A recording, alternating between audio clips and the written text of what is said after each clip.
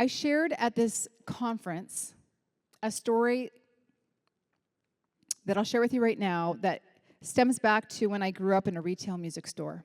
So growing up, we had music stores. We sold guitars, drums, PA systems, all that kind of stuff. And interestingly, there would always be certain people hanging out at the store, like groupies, but not in that way. Hanging out with my dad, drinking coffee all day long. So I would go after school to the store, and I'd see these people, and they became like family. Many of them came to my wedding, actually.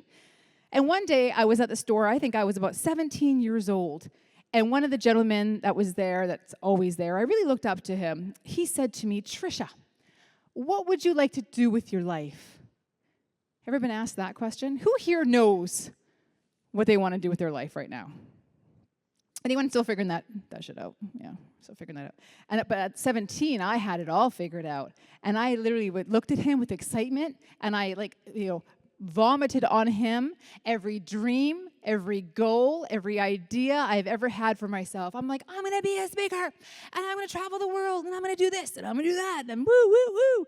And he then said to me, he looked at me with caring but curious eyes, and he said, "But Trisha, who is going to want to listen to what you have to say?" Talk about motivational, right? I looked at him. Never been asked that before, because in my life, everyone was like, "Yeah, okay, sure you can. But now I was being challenged at 17, and I was like, and I actually felt really embarrassed. Really embarrassed. It was a shameful moment. It felt like heat came from my feet all the way up through my radiated through my cheeks. But then I also had this little moment where I thought to myself, well, who am I to think I can't do that? I was 17. I was super young, right? It's very green. Life hadn't beat me down quite yet. And I looked at him and I said, "Oh, I'm not sure, but this is what I want to do." Now, that was an interesting moment in my life, because it taught me that you have to have faith in self, right? Beyond what other people maybe are thinking. Because I'm sure many people in this room today, you've said you want to do something and someone's challenged you or thought maybe you can't.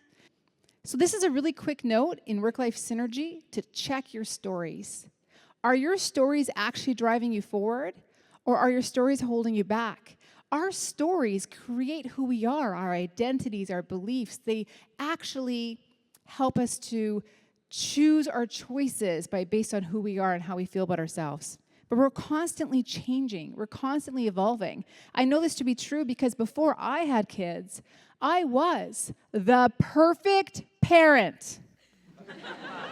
Yes? Anyone here been a perfect parent before they had kids? I clearly remember, hands go up, yeah, that was me.